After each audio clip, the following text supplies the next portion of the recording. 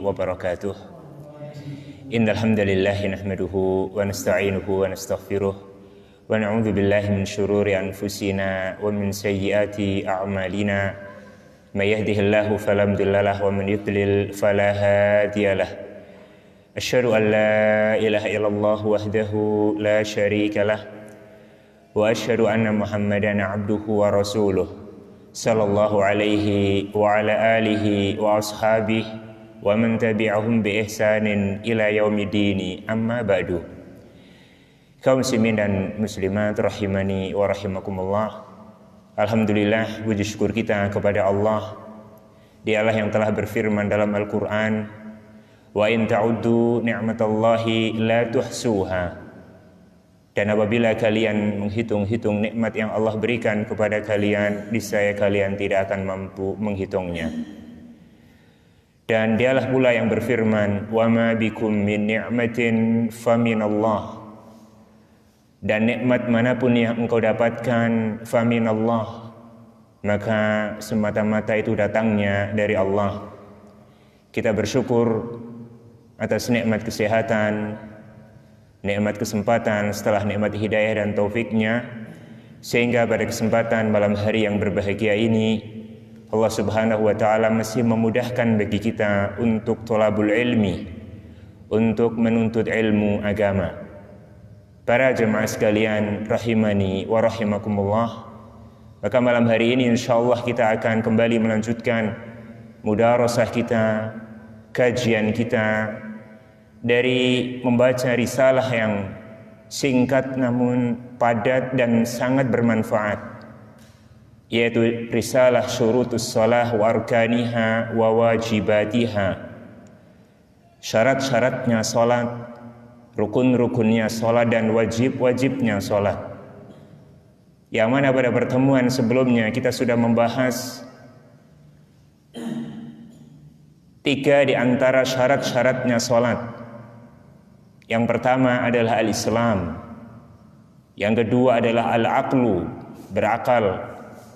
Dan yang ketiga adalah at-tamyiz, usia tamyiz, seorang anak yang sudah bisa membedakan yang baik dan yang buruk, yang manfaat dan yang madarat.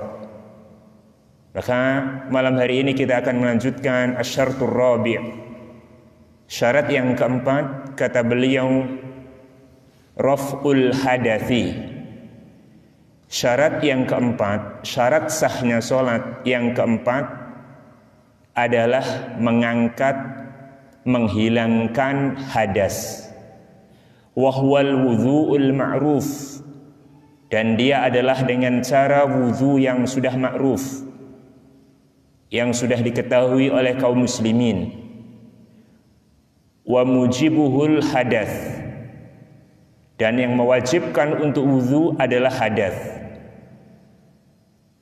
Maka di sini Syekh Abdul Muhsin Al-Abbad hafizahullah memberikan penjelasan syarah dari matan ini.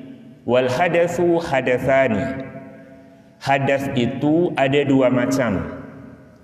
Hadatsun akbar wa huwa ma yujibul ghusla wa huwal jinabah wal haidhu wan nifasu. Kata beliau, hadas itu ada 2 macam. Macam yang pertama adalah hadas besar, yaitu sesuatu yang mewajibkan seseorang untuk mandi. Ada 3 macam. Pertama sebabnya adalah junub, yang kedua adalah haid, yang ketiga adalah an-nifas. Jadi definisi dari hadas besar adalah apa yang mewajibkan bagi orangnya untuk mandi besar. An-nautsani, jenis yang kedua adalah hadatsun asgharu, hadas yang kecil. Wa huwa ma yujibul wudhu. Hadas kecil adalah, definisi dari hadas kecil adalah sesuatu yang mewajibkan wudhu. Jadi untuk membedakan hadas besar dan hadas kecil, apa konsekuensi yang harus dia lakukan setelah dia mengalami hadas tersebut? Kalau konsekuensinya dia harus mandi, maka itu disebut hadas besar, seperti ihtilam, ya junub. itu menyebabkan orang muslim untuk mandi wajib, maka itu masuk pada kategori hadas besar. Sementara sesuatu yang konsekuensinya nanti berwudu, walaupun mungkin dipandang orang itu besar, maka itu masuk dalam hadas asghar. Maka contoh di antara hadas kecil adalah kullu kharij minas sabilaini, sesuatu yang keluar dari dua jalan, kubul dan dubur. Wa kadza ayyunaqidin lil wudu, demikian juga semua pembatal dari wudu. Wa raf'ul hadathi yakunu bil ghusli wal wudu'i liman wajadal ma'a. Cara untuk menghilangkan hadas adalah dengan cara mandi atau dengan cara wudu. Untuk menghilangkan hadas ini caranya adalah dengan mandi apabila itu hadas besar, dan caranya dengan wudu apabila dia adalah hadas yang kecil. Liman wajadal ma'a, bagi orang yang menemukan, yang memiliki air. Au qadaru ala isti'malihi, atau dia mampu untuk menggunakan air. Para jemaah sekalian rahimani wa rahimakumullah, maka syarat yang keempat ini amatlah penting untuk kita fahami bersama, dan kita harus bisa membedakan bahwasanya syarat sahnya sholat adalah bersih dari hadas. Dan sudah kita jelaskan definisi dari syarat. Syarat itu sesuatu yang apabila tidak ada syaratnya maka ibadahnya tidak ada alias tidak sah. Baik dia tinggalkan dengan sengaja ataupun terlupakan. Hadas ini menyebabkan tidak sahnya sholat walaupun karena lupa. Dan mu'alif di sini tidak memasukkan izalatun najasah, menghilangkan najis. Jadi harus kita pahami sekarang dua istilah, dua konsekuensi dari masalah ini. Yang pertama adalah raf'ul hadas, mengangkat, menghilangkan hadas. Ada istilah hadas. Yang kedua izalatun najasah, menghilangkan najis. Karena sebagian kaum muslimin tersamarkan membedakan hadas dan najis, sehingga orang yang sudah wudu kemudian terkena najis, banyak di antara kaum muslimin langsung menganggap bahwa wudunya batal sebab terkena najis. Padahal ada perbedaan dan ada konsekuensi yang berbeda antara hadas dan najis. Hadas itu hanya bisa bersih, bisa suci dengan tadi mandi dan wudu. Najis hanya bisa bersih dengan dihilangkan. Jadi kalau ada seorang yang sudah berwudu, wudunya sempurna, syarat-syaratnya terpenuhi, kemudian terkena najis, qadarullah misalkan dia terkena pipisnya anaknya, terkena najis, maka kewajiban dari najis itu izalah, menghilangkan benda najisnya, sehingga tidak perlu dia untuk mengulangi wudunya,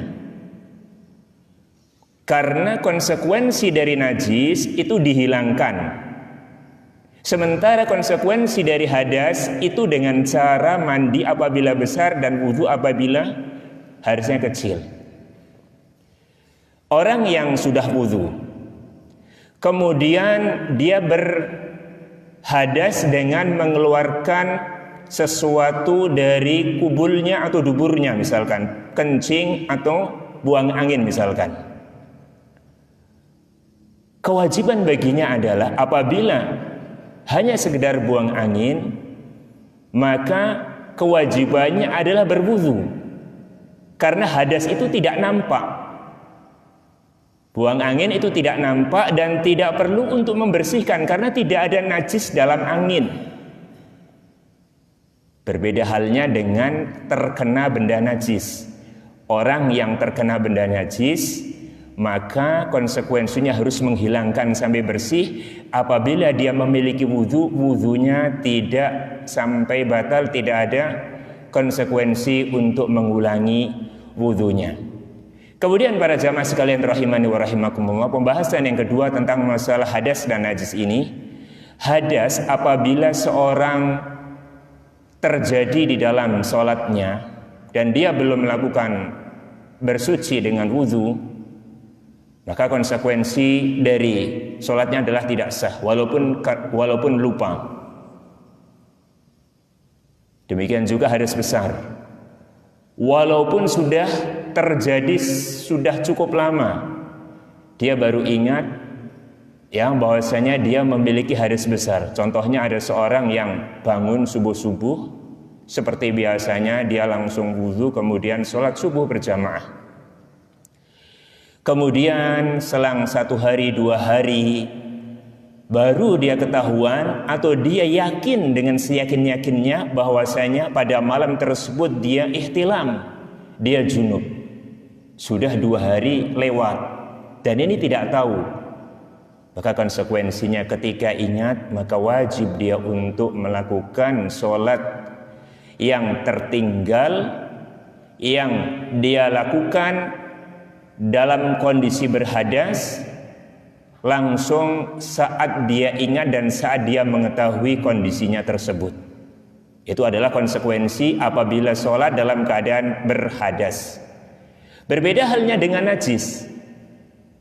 Maka sebagian ulama, walaupun masalah ini diperselisihkan, namun sepertinya mu'alif di sini lebih condong bahwa najis, menghilangkan najis itu bukan syarat sahnya sholat. Sebagai buktinya di sini tidak disebutkan di antara syarat sahnya sholat yaitu izalatun najasah. Di sini tidak disebutkan. Dan ini adalah pendapatnya Al-Imam Asy-Syaukani, Al-Imam Al-Albani dan yang lainnya dari para ulama al-muhaqqiqin, bahwa najis, menghilangkan najis itu wajib dari wajibnya sholat dan bukan syarat dari syaratnya sholat. Kenapa demikian? Benar memang orang yang sholat itu harus bersih, harus suci dari najis. Maka tidak boleh seorang yang sholat dengan membawa najis, baik itu menempel di badannya, menempel di pakaiannya atau di tempat sujudnya. Akan tapi konsekuensinya berbeda dengan hadas. Orang yang sholat membawa najis, dia tidak mengetahui. Kemudian ketika salam ternyata dia pakaiannya terkena najis. Maka para ulama di sini mereka berselisih. Apakah sholatnya diulang? Sebagai gambaran mudahnya begini. Ada seorang yang sudah wudu kemudian memakai pakaian, dia sangka pakaiannya semuanya suci, dia berangkat ke masjid dan dia sholat. Kemudian ketika sholat dan selesai salam, baru menoleh ke kiri, ternyata di sini ada tercium bau najis. Lalu dia ingat-ingat, ini benar-benar najis. Padahal selesai sholatnya. Para ulama berselisih, apakah dia harus mengulangi sholatnya? Namun pendapatnya Al-Imam Asy-Syaukani, dan itu adalah kecenderungan dari mu'alif di sini, maka sholatnya sah dan tidak harus mengulanginya. Apa dalilnya? Dalilnya adalah hadis Nabi SAW yang cukup panjang. Kisahnya ketika Rasulullah SAW sholat dalam kondisi membawa sandal. Dan para sahabat semuanya itibaknya mereka kepada Rasulullah, mereka semuanya membawa sandal. Dan ini memberikan faedah bolehnya sholat dengan memakai sandal. Ketika itu Rasulullah SAW memulai sholat dan semua para sahabatnya sudah memulainya dalam kondisi membawa sandal. Di tengah-tengah sholat tiba-tiba Rasulullah SAW melepas sandalnya dan melanjutkan sholatnya. Para sahabat langsung ikut melepas sandalnya, itibaknya mereka para jamaah sekalian. Mereka tidak bertanya, menunggu selesai. Mereka melihat Rasulullah SAW pakai sandal, mereka pakai sandal. Di tengah-tengah sholat Rasulullah SAW melepas sandal, mereka semuanya langsung melepas sandalnya. Ketika salam, maka Rasulullah SAW diberitahu oleh Jibril kondisi para sahabatnya, dan Rasulullah SAW diberitahu oleh Jibril bahwasanya Ketika itu beliau membawa najis yang nempel di sandalnya. Jadi Rasulullah Sallallahu Alaihi Wasallam dapat wahyu dari Allah melalui malaikat Jibril. Di tengah-tengah sholat nih, ternyata Rasulullah SAW membawa benda najis yang nempel di sandalnya. Maka Rasul melepaskan sandalnya karena sholat harus dalam kondisi yang suci dari najis. Para sahabat juga melepas dari sandal-sandal mereka. Kemudian ketika itu Rasulullah Sallallahu Alaihi Wasallam mengatakan kepada para sahabatnya, sesungguhnya datang kepadaku malaikat Jibril dan memberitahukan kepadaku bahwa dalam sandalku ini ada najisnya, maka aku melepaskannya. Adapun kalian, maka tidak perlu bagi kalian untuk melepas sandal-sandal kalian. Kata Al-Imam Asy-Syaukani, pendalilan bahwa orang yang tidak tahu sholatnya membawa najis itu sah, Rasulullah Shallallahu Alaihi Wasallam ketika diberitahu oleh malaikat Jibril melanjutkan sholatnya.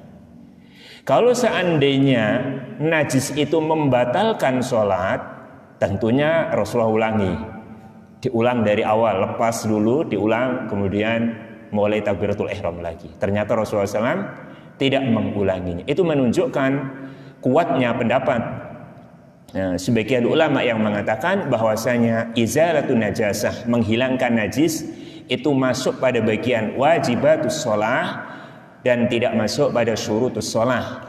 Sehingga orang yang membawa najis itu kondisinya lebih ringan daripada orang yang sholat dalam kondisi berhadas.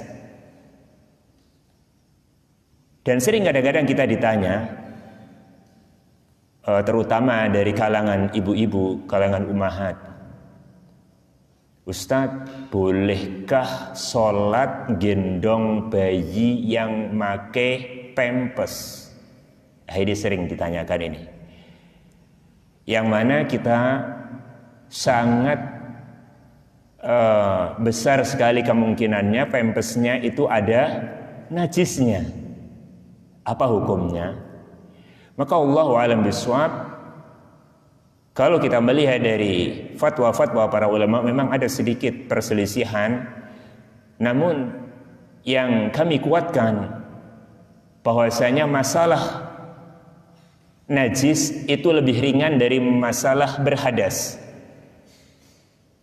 Sehingga orang yang membawa bayi dalam kondisi yang membawa najis yang itu tertutupi, terbaluti oleh pampers, maka wallahu a'lam bishawab, sholatnya sah dan diperbolehkan untuk menggendongnya. Karena hakikatnya dia tertutupi dan tidak sampai menempel pada tubuh kita. Ya, wallahu a'lam bishawab. Sehingga yang kita pilih dari aqwalul ulama tentang masalah itu, bolehnya seorang wanita atau seorang ayah ketika sholat dan anaknya ketika itu nangis dalam kondisi memakai pampers dan dia tahu sekali bahwa pampersnya itu ada air kencingnya, maka sholatnya insya Allah sudah sah. Wallahu a'lam bishawab. Kemudian di sini mu'alif mengatakan, Fa'idha lam yujad alma, apabila tidak menemukan air, aw wajada atau menemukan air, walakin lam yuqdar ala isti'malihi, akan tapi tidak dimampui untuk menggunakan air tersebut. Apabila dia berhadas, hadas kecil atau hadas besar, yang harusnya dia mandi atau dia berwudu, ternyata tidak ada air, maka untuk qila ila raf'i kullin minal hadatsil akbari wal asghari bitayammumi, maka berpindah kewajibannya untuk menghilangkan hadasnya, baik hadas besar maupun hadas kecilnya, dengan cara tayammum. Tayammum itu adalah badal dari air, badal dari mandi ataupun dari berwudu. Orang yang berhadas kecil kemudian dia tidak menjumpai air, atau ada air tapi kondisinya sakit, atau kondisinya sehat tapi airnya dikelilingi dan tidak mampu, dia dikelilingi binatang buas sehingga dia tidak mampu untuk mengambilnya, maka berarti kewajibannya adalah tayammum.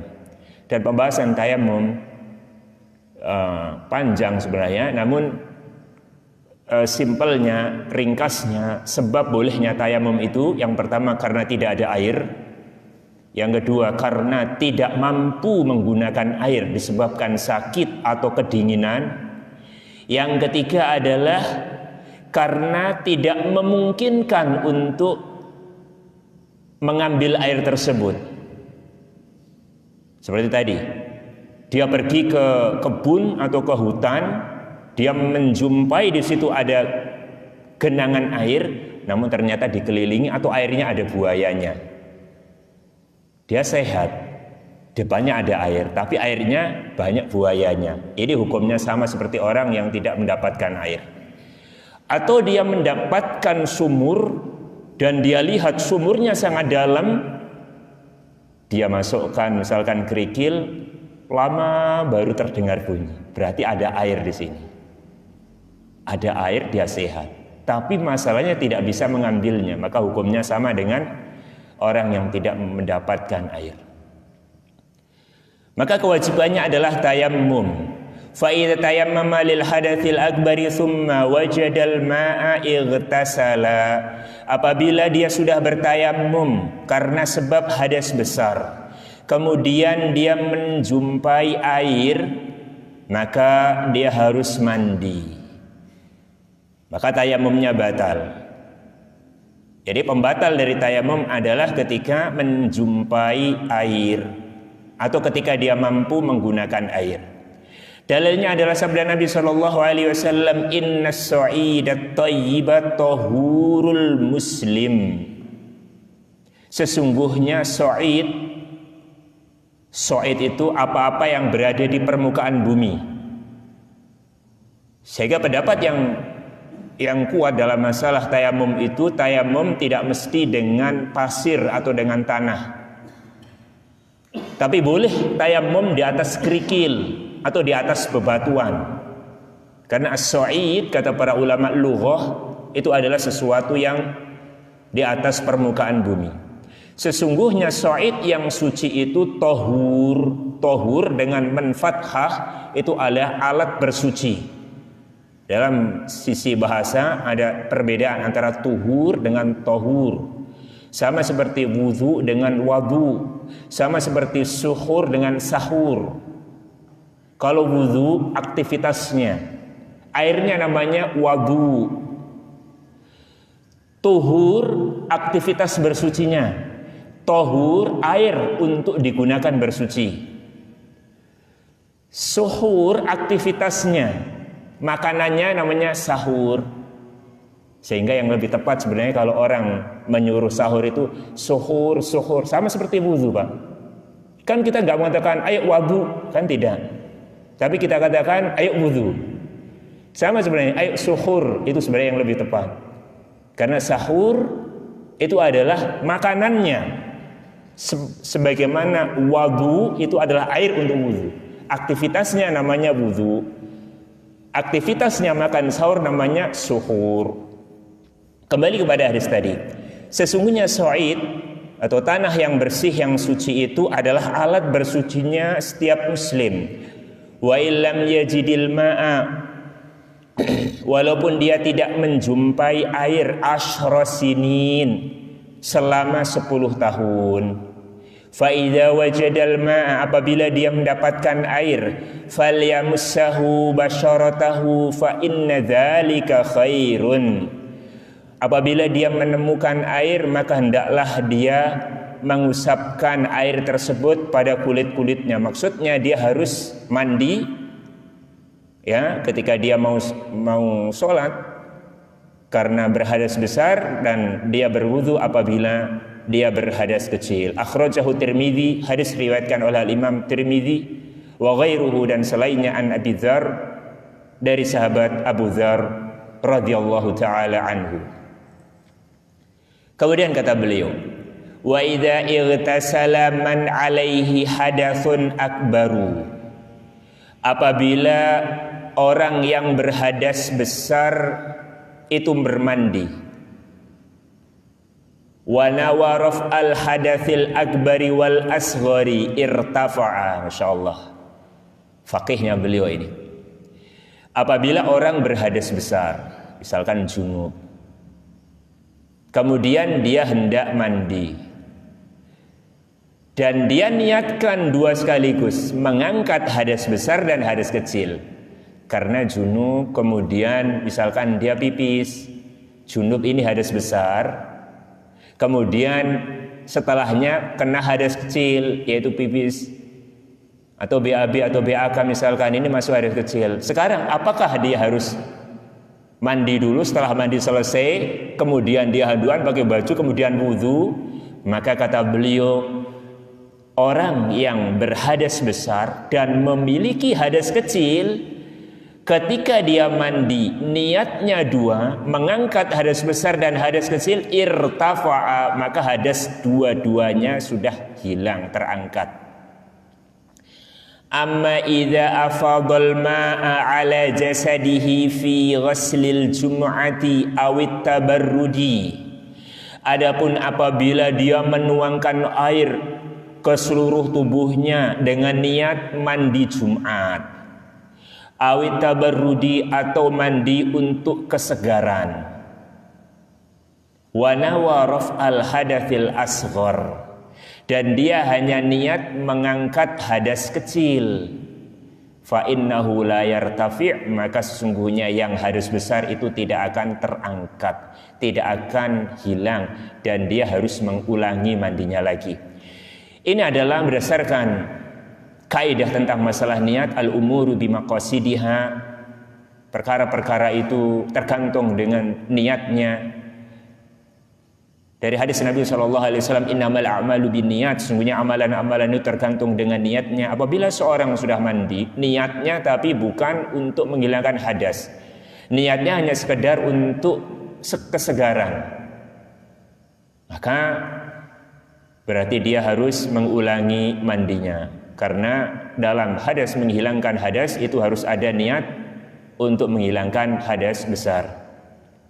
Lianna hadzal igtisala laisa fihi raf'u hadatsin, karena sesungguhnya mandinya dia tersebut bukanlah berniat untuk menghilangkan hadas. Adapun kalau dia sudah berniat menghilangkan hadas, walaupun cara mandinya itu tidak seperti yang disunahkan Rasulullah, maka hadasnya sudah hilang.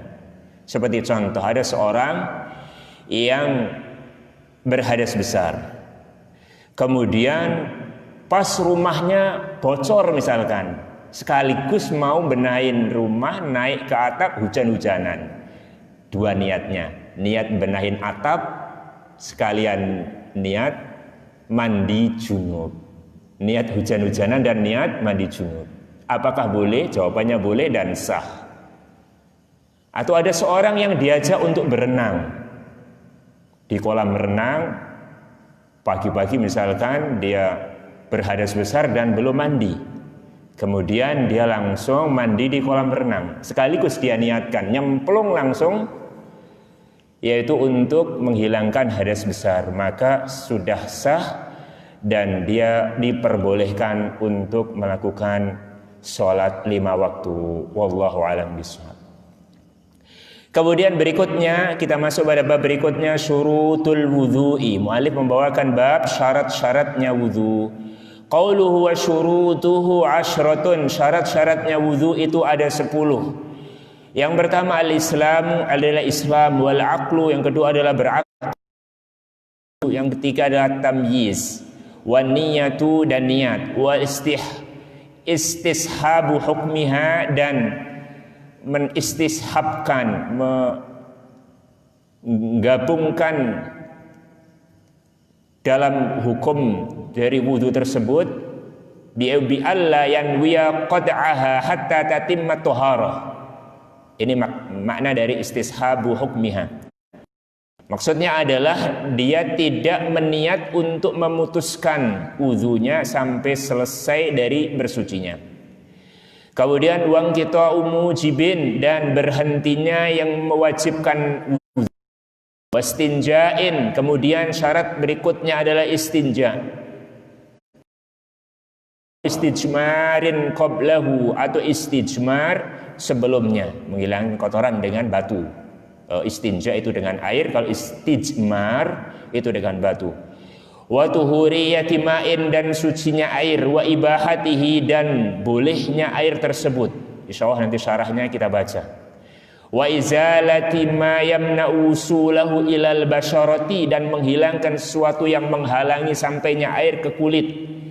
Wa dukhul waqtin ala man hadatsahu daimun li fardhihi, dan masuknya waktu bagi orang yang memiliki hadas yang selalu hadasnya itu terjadi ketika masuk waktu sholat yang fardu, sholat yang wajib. Sekarang kita baca syarahnya, penjelasan. Kata Syekh Abdul Muhsin Al-Abbad hafizahullah, taqaddamal kalamu ala syurutil islami wal aqli wat tamyiz. Telah berlalu penjelasan syarat-syaratnya dari sahnya sholat, yaitu tentang Islam, akal, dan tamyiz. Jadi penjelasan tentang masalah Islam, berakal, dan tamyiz tidak akan diulangi oleh beliau. Wa amma syartu niyati, ada 4 niat. Sekarang kita akan membahas tentang masalah niat. Kata beliau, fa innahu inda wudhu'ihi, maka ketika dia berwudu, yanwi biqalbihi raf'al hadathi, dia niatkan dalam hati. Niat, kata beliau. Maka kata beliau, wala yatalaffadhu bilisanihi, dan tidak perlu melafazkan dengan lisannya. Para jamaah sekalian rahimani wa rahimakumullah, para ulama sepakat seluruh ulama Islam, ulama fikih, bahwa niat mahalluhal qalb, niat itu tempatnya ada di hati. Sehingga mereka mengatakan, apabila seorang itu meniatkan sesuatu dalam hatinya dan lisannya berbeda, yang menjadi patokan adalah hatinya. Jadi orang ini sudah niatnya mau sholat asar misalkan, padahal itu waktu misalkan zuhur, ya, dan dia membaca, melafazkan niat. Insyaallah nanti kita bahas tentang hukum talaffuz bin niyah. Dia misalkan usolli fardhu asri, ya. Berbeda antara apa yang di hati dan apa yang di lisan. Sepakat ulama Islam yang dipakai adalah hatinya. Jadi mereka bersepakat bahwasanya mahallun niyah fil qalb, tempatnya niat itu di hati. Ya, hanya masalah talaffuz bin niyah ini memang sedikit ada perselisihan. Hukum melafazkan niat dalam beberapa ibadah ini ada sedikit perselisihan, namun sikap kita, sikap seorang muslim yang baik tidak boleh mencari-cari sesuatu dan berdalih dengan khilaf. Karena kalau kita mencari sesuatu itu karena alasannya khilaf, maka kita akan terkumpulkan kesalahan-kesalahan dari para ulama. Para ulama mereka berijtihad. Insya akan berpahala, apabila benar mendapatkan 2 pahala, apabila salah akan mendapatkan 1 pahala. Kewajiban kita seorang penuntut ilmu adalah mencari yang kuat. Kita memberi uzur mereka para ulama karena mungkin mereka belum tahu dalilnya. Tapi ketika kita sudah tahu, tidak boleh kita beralasan, kan khilaf, saya ambil gak apa-apa, ini yang sesuai dengan masyarakat umumnya. Tidak boleh seperti itu. Sehingga para ulama mengatakan, man tatabba'a rukhsal ulama tazandak, barang siapa yang mengumpulkan, mencari-cari rukhsah, kekeliruan-kekeliruan para ulama, dia nanti akan zindiq. Ya, dia akan bisa keluar dari agama Islam. Sebagai contoh para jemaah sekalian, kalau ada orang mengambil pendapat-pendapat yang menceleneh dari kalangan para ulama, masalah nikah misalkan, Al-Imam Abu Hanifah misalkan dalam masalah nikah tidak mensyaratkan nikah tanpa wali. Artinya wali menurut Imam Abu Hanifah, walinya wanita itu bukan suatu syarat. Sehingga seorang wanita menikah tanpa wali itu sudah sah. Di masalah enggak apa-apa. ngajak anaknya orang, nggak apa-apa tanpa wali. Keluar pendapatnya Masya Allah Abu Hanifah. Dia cari lagi biar nanti tidak ada saksi. Sebagian ulama ada mengatakan saksi dalam bukan merupakan syarat. Dia cari qaululnya ulama, ketemu ini pendapatnya mereka pas. Tanpa wali, tanpa saksi, cari-cari lagi tentang apa lagi misalkan, tanpa iklan, tanpa diumumkan, ketemu dua ini. Siapa yang parah? Dicari-cari, nggak apa-apa ini ada satu pendapat aja, yaitu nggak apa-apa masalah mahar. Nggak apa-apa, berarti saya cukup masih mahar. Berarti apa seperti ini? Apa hukum seperti ini? Zina seperti ini namanya.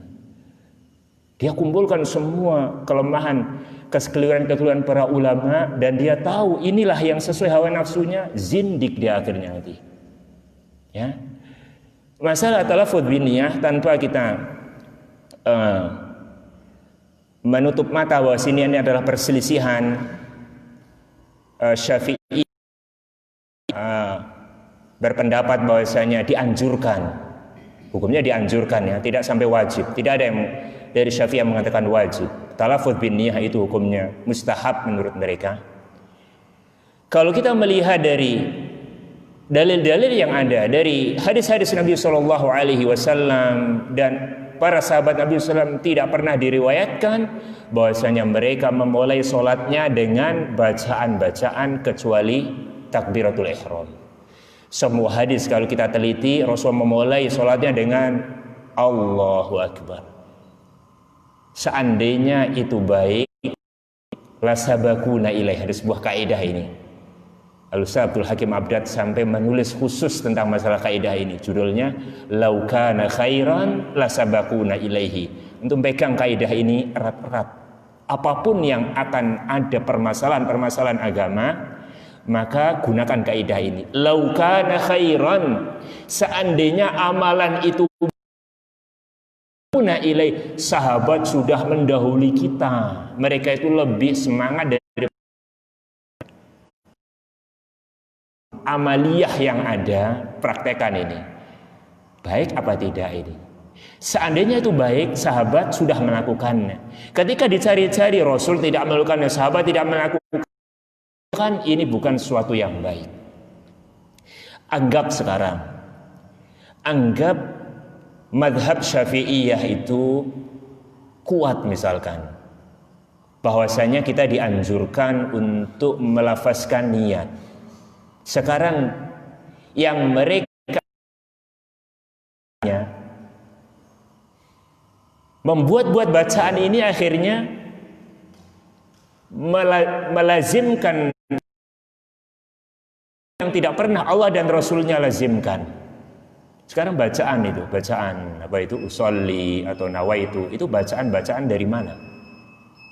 Ya, tidak pernah kita jumpai dari kalangan para salaf yang melafazkan dengan kalau sholat itu usolli, kalau wudu itu nawaitu. Harusnya sama nawaitu itu nawa yanwi, artinya niat. Harusnya kan nawaitu sholah. Pokoknya kalau puasa nawaitu sauma. Kok dibedakan sih? Anak-anak pada bingung ini. Ya, sholli atau nawaitu, mau sholat nawaitu, keliru nih. Padahal nawaitu itu kan saya niat. Ya, lafaz seperti ini akan membingungkan mereka. Ya, sehingga masalah niat kita katakan bahwa niat itu di hati, tidak perlu untuk melafazkannya.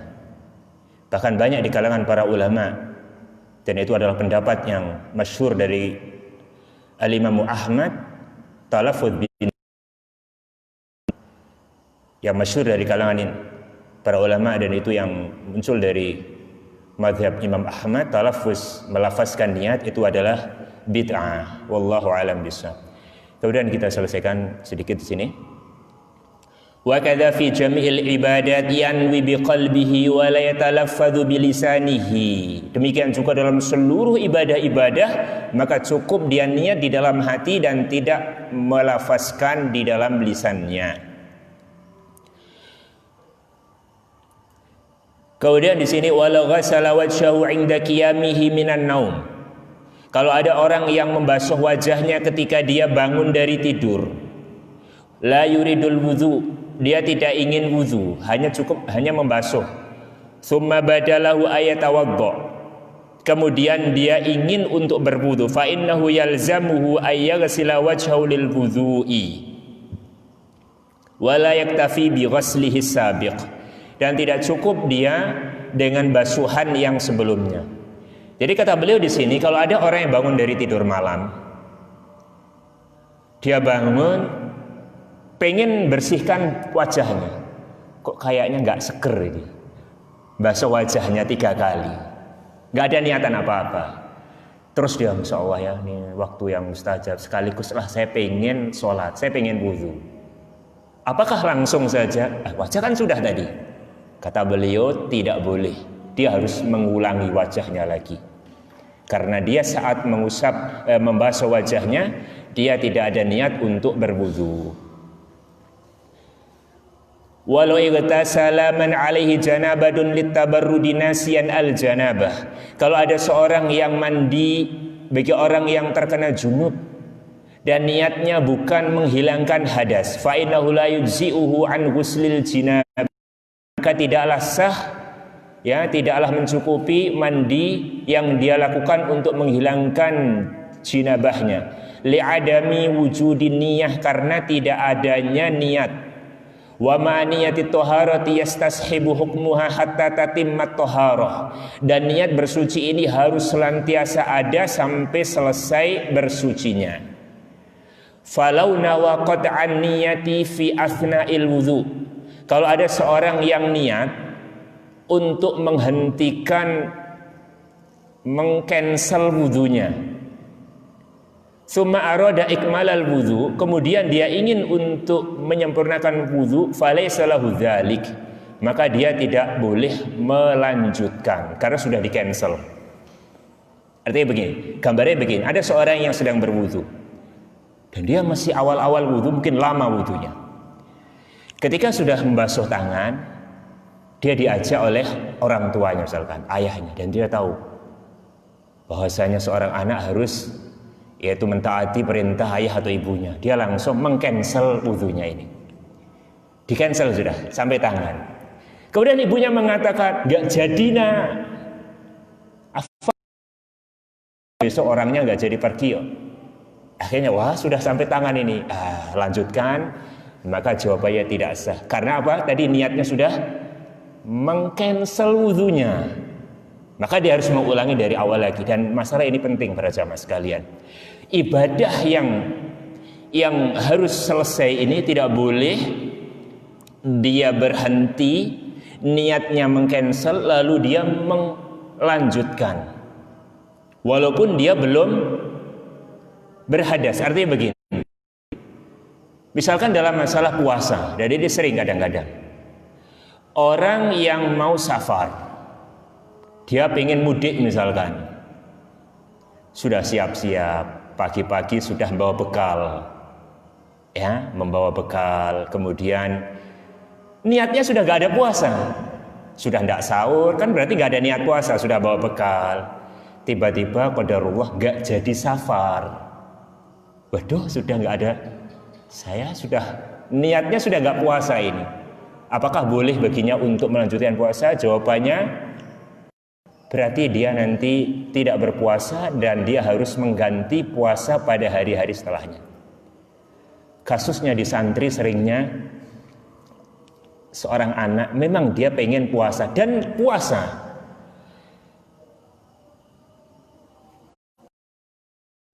Afan. Santri yang mau mudik, yang mau pulang tidak berpuasa, niatnya tidak berpuasa, dia sudah membawa bekal, kemudian nanti di tengah jalan karena banyak bawaannya dia ingin untuk makan misalkan, tidak ingin berpuasa, ya. Kemudian ternyata karena dia pakai peci, pakai baju muslim, gak enak di tengah-tengah jalan, masa saya makan ini, ya, pengalaman ini. Seperti ini, tidak enak, betul ya. Kita muslim kemudian makan di bis atau makan di kereta ini tidak enak, betul tidak enak.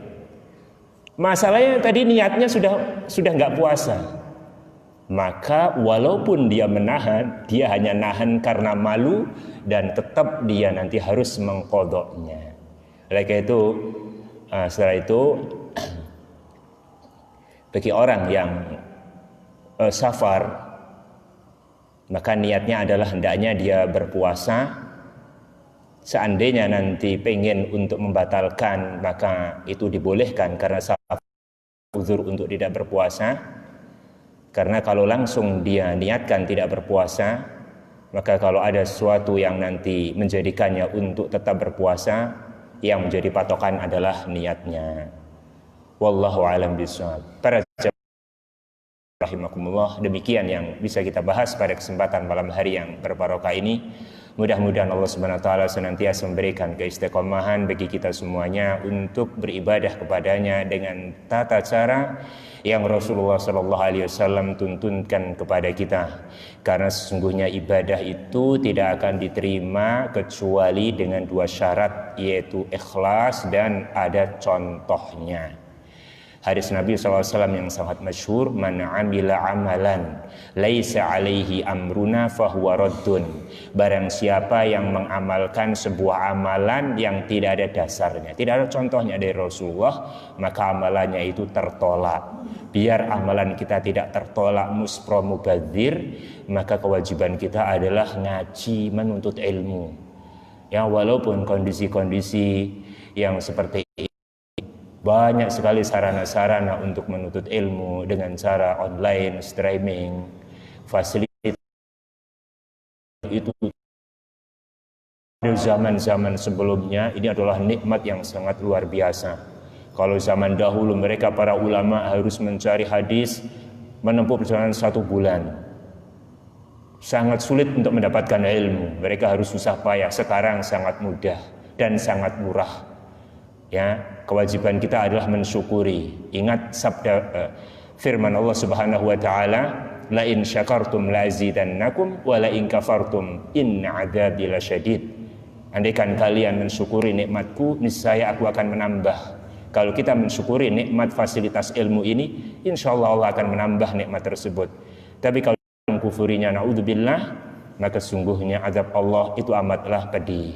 Demikian, wasallallahu wasallam ala alihi wa ashabihi wa man tabi'ahum bi ihsanin ila yaumiddin wa akhiru da'wana anil hamdulillahi rabbil alamin.